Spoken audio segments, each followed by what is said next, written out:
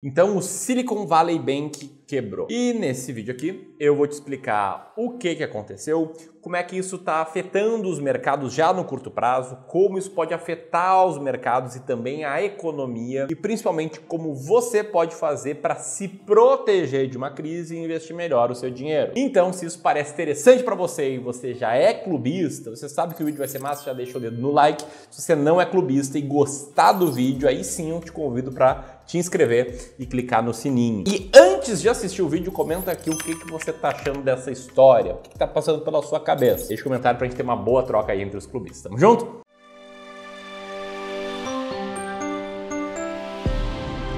Então, para você estar bem informado e tomar as melhores decisões possíveis nesse cenário, o que eu vou fazer aqui, tá? Eu vou te explicar o que aconteceu com o Silicon Valley Bank, vou te contar por que ele quebrou, como isso está afetando o mercado no curto prazo, como isso pode afetar o mercado no médio e longo prazo, o que pode respingar aqui no Brasil, inclusive, pode virar uma oportunidade interessante, e também como fazer para proteger o seu dinheiro. A começar pela história em si, né? Sexta-feira, dia 10, o mercado foi surpreendido com a notícia da quebra do Silicon Valley Bank. Talvez você pudesse nunca ter ouvido falar desse banco até poucos dias atrás, mas na prática esse aqui era um banco enorme. Ele tinha 209 bilhões de dólares em ativos, o que fazia ele ser o 16º maior banco dos Estados Unidos. E se o 16º maior banco dos Estados Unidos quebra, isso mexe com o mercado. Aliás, essa quebra aqui, ela foi a segunda maior falência bancária da história dos Estados Unidos, a maior desde a crise de 2008. E para você ter um contexto sobre o tamanho dessa quebra em comparação com outros bancos que já quebraram no passado nos Estados Unidos, te liga só nessa imagem aqui, que compara o tamanho do Silicon Valley Bank com outros bancos aí que quebraram nos últimos anos e décadas. Além disso, no final de semana, outro banco, o Signature Bank, aí sofreu interferência dos reguladores e o mercado ficou mega nervoso aí por todo esse final de semana. Bom, para que você entenda melhor essa história, é importante, antes de mais nada, entender por que essa quebra aconteceu. Vamos lá, o Silicon Valley Bank, vamos chamar ele a partir daqui de SVB, beleza? Ele foi um banco que se beneficiou aí da injeção de dinheiro do Federal Reserve, o Banco Central norte-americano, na economia, que foi muito forte ali em meio à pandemia. Como você pode ver nessa imagem aqui, o banco ele foi acumulando uma quantidade muito grande de depósitos, né? A barra azul desse gráfico mostra isso. E esses depósitos eram formados por títulos do tipo AFS ou HTM. Para que você entenda um pouco melhor isso aqui, os títulos ali de código HTM significam Held to Maturity, ou em português, títulos para manter até o vencimento. Eles eram títulos públicos norte-americanos com um vencimento um pouco mais longo em relação aos títulos de código AFS, que significa Available for Sale, ou em português, disponível para venda. E qual o ponto aqui? A esmagadora maioria do dinheiro desse banco estava em títulos em que ele pretendia manter até o vencimento. Só que esses títulos, mesmo sendo com baixíssimo risco de crédito, por serem títulos públicos, eles variam no mercado. Em outras palavras, esses são ativos que eles podem se desvalorizar de um mês para o outro ou de um ano para o outro. É como se fosse o nosso tesouro pré-fixado. Se pegar ali, por exemplo, o Tesouro IPCA 2045, você vai ver que a taxa dele variou no último ano, oferecendo ao investidor 5,86% ao ano mais inflação, para oferecer agora, um ano depois, 6,46% ao ano mais inflação.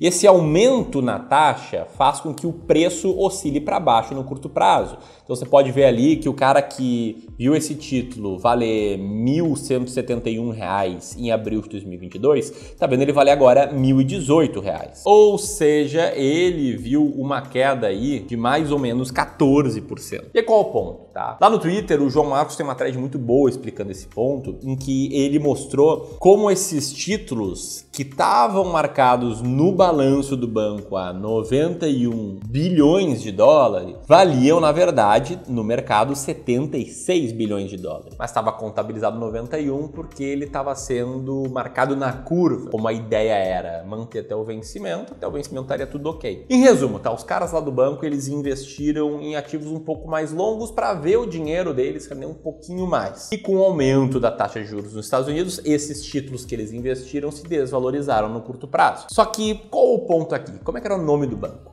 Silicon Valley Bank, e ele era um banco muito usado lá no Vale do Silício para financiar startups. E as startups, nesse ciclo de aumento de taxa de juros dos Estados Unidos, elas também enfrentam mais dificuldade. Afinal, uma taxa de juros mais alta, ela acaba sendo um freio na economia e acaba fazendo com que todo mundo repense o que fazer com o seu dinheiro, né? Se a taxa de juros está mais alta, as pessoas têm incentivo para deixar o dinheiro parado e não investir na economia real. Em resumo, esse aumento da taxa de juros para conter a inflação, ela também prejudicou os negócios das startups, que começaram a resgatar o seu dinheiro, que fez com que o Silicon Valley Bank tivesse que vender os ativos do seu balanço, incluindo os ativos HTM, que era para eles manterem até o vencimento, só que eles tiveram que vender antes. Lembra que eu mostrei, né? Que eles estavam contabilizados a 91 bilhões, mas tinham um valor justo de 76 bilhões. Pois bem, no final de 2022, o patrimônio líquido do banco era de 16 bilhões. E aí, se o banco tivesse que vender todos os seus ativos held to maturity imediatamente, aqueles ativos marcados a 91 bilhões, que valiam na prática 76, apresentariam um prejuízo de 15 bi. E um prejuízo de 15 bi em cima de um patrimônio líquido de 16 bi levaria o patrimônio do banco para apenas 1 bilhão. As startups começaram a resgatar dinheiro, começou a ter boato lá que o banco poderia ficar insolvente. Quando tem boato, as pessoas correm para resgatar antes o dinheiro. Aí o banco anunciou que ia emitir novas ações e fazer um levantamento de 2 bi, se eu não me engano, de capital. Mas esse anúncio foi muito mal feito, ninguém entendeu nada, as pessoas ficaram com mais medo ainda, começaram a gastar mais dinheiro ainda e pum, o banco se tornou insolvente e nós vimos aí no final de semana um monte de notícias sobre esse assunto. Aliás, numa história que não vai acabar tão cedo, até porque em meio a tudo isso que rolou, o CEO e o CFO do banco venderam suas ações alguns dias antes de tudo implodir. Só que a história não acaba por aí.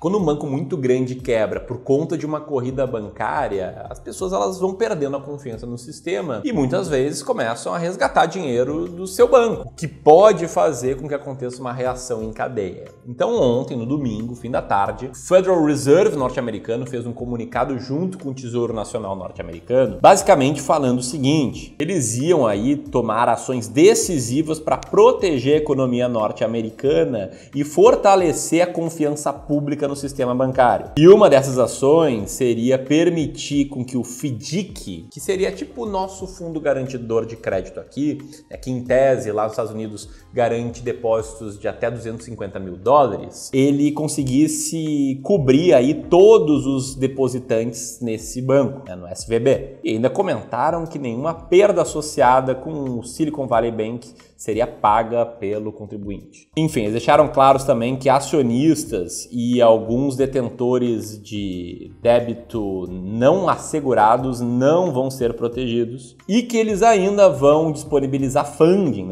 dinheiro aí, para que outras instituições que tenham feito depósitos elegíveis, como por exemplo em títulos públicos de vencimento mais longo, consigam honrar aí as suas necessidades de liquidez, que porventura pareçam aí de uma corrida em massa para sacar dinheiro de banco. Aliás, o Bill Ackman, um famoso gestor de investimentos norte-americanos, ainda falou que o Federal Reserve fez a coisa certa ao proteger os depositantes lá no SVB, o que vai gerar uma grande discussão aqui, porque nem todo mundo concorda com isso. Mas enfim, o Federal Reserve fez isso para justamente tentar evitar uma nova corrida bancária e diminuir a probabilidade disso se transformar numa crise sistêmica. E aí, como é que o mercado reagiu? O que está acontecendo aí hoje no mercado? Bom, nesse exato momento, depois de abrir em queda, o S&P 500 opera ali com uma pequena alta, embora tenha uma queda de mais ou menos 5% aí nos últimos 5 dias, e embora os bancos regionais dos Estados Unidos estejam caindo um monte, de 39% até 78% de queda em um só dia. No Brasil, enquanto eu gravo esse vídeo, a bolsa está ali meio que no 0 a 0, ela abriu caindo bastante, abriu caindo mais de 1%,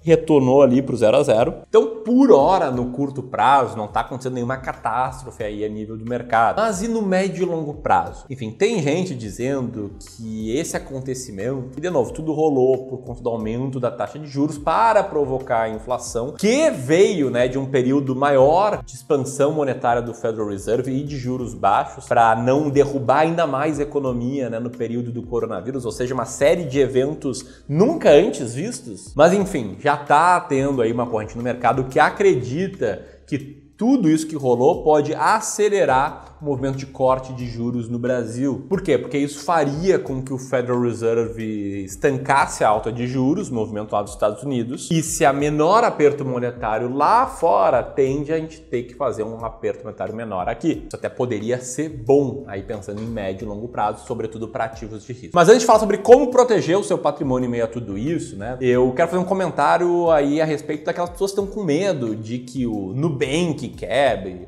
ou outros bancos digitais quebrem aqui no Brasil. Eu li muita gente comentando, meu Deus, ali que o Nubank tinha dinheiro lá, eu vou tirar tudo e tal. Enfim, começou a rolar aí na internet, sobretudo no final de semana, listas de startups com depósitos no Silicon Valley Bank, o que preocupou muitos investidores. Eu recebi várias mensagens assim no meu Instagram, por exemplo. Mas qual é o ponto, né? A maioria dessas startups, embora tenham dinheiro lá, elas não devem ter muitos recursos, já que eles não usavam o Silicon Valley Bank como caixa, uma vez que essas startups brasileiras operam em reais. E o que se tem, né, de notícias mais confiáveis é de que o total lá investido por startups brasileiras era um montante na faixa de 3 bilhões de dólares, em que algumas tinham até mais de 10 milhões de dólares no SVB, mas que o Nubank, que foi um dos maiores alvos aí dessas especulações online, emitiu um comunicado ao mercado dizendo que não tinha exposição ao Silicon Valley Bank. E com o comunicado do Federal Reserve, mesmo aquelas empresas que tinham uma certa exposição ali vão ter seus depósitos aí salvos. Bom, dito isso, como proteger o seu patrimônio com 4 ideias simples? Bom, a ideia número 1 é pensando para aqueles que têm uma exposição grande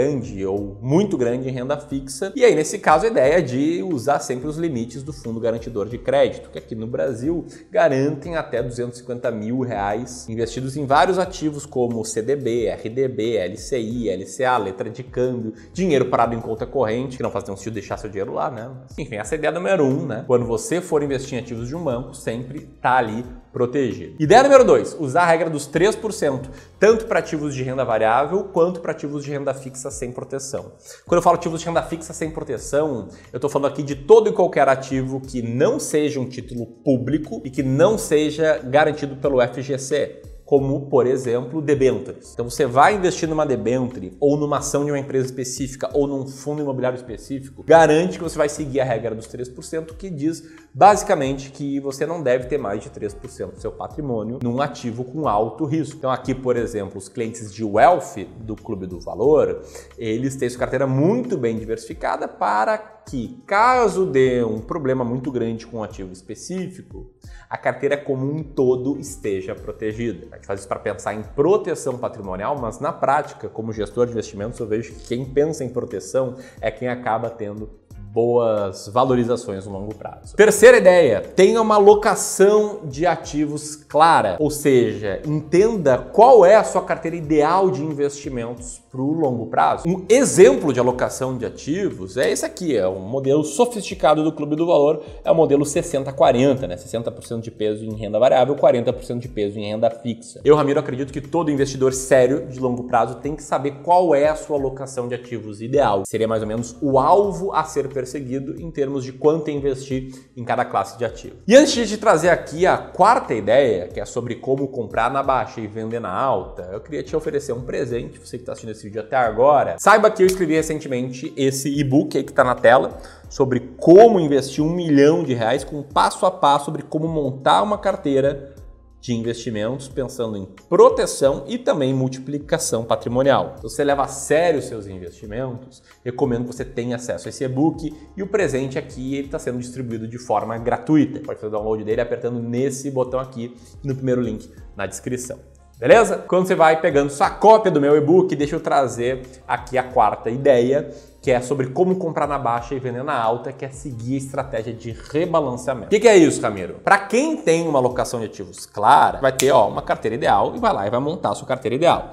Nesse exemplo aqui, uma carteira aí com 60% de peso em renda variável, 40% em renda fixa. Digamos que depois de certo tempo, as ações brasileiras dessa carteira desabem, elas saem de 20% de peso para 15%, enquanto a parte de renda fixa pós-fixada suba bastante, saia de 10% para 15% de peso. O que é o rebalanceamento? O rebalanceamento é trazer a tua carteira para o alvo. Seria vender ativos pós-fixados, trazendo de volta para o alvo de 10%, e comprar ativos de ações brasileiras para trazer de volta para os 20%. Beleza? Com essa estratégia você sempre vai saber o que fazer, não importa o tamanho da crise, você sempre vai saber o que comprar e o que vender. E ainda pode, se não gostar de fazer vendas, usar novos aportes para saber o que comprar. Aí por fim, a última pergunta, você quer saber como investir comigo e com a minha ajuda, a ajuda de toda a equipe do Clube do Valor? Se sim, eu queria te apresentar os nossos serviços de Wealth, como por exemplo o Wealth Advisor, em que a gente está do teu lado para te ajudar a tomar as melhores decisões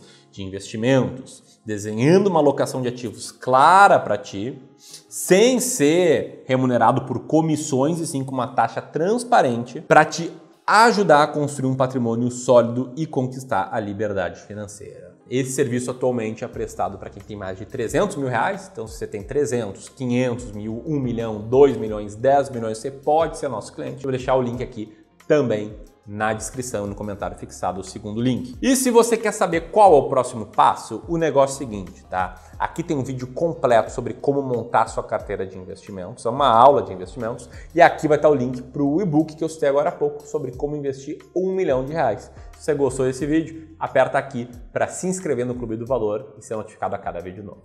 Grande abraço e até mais!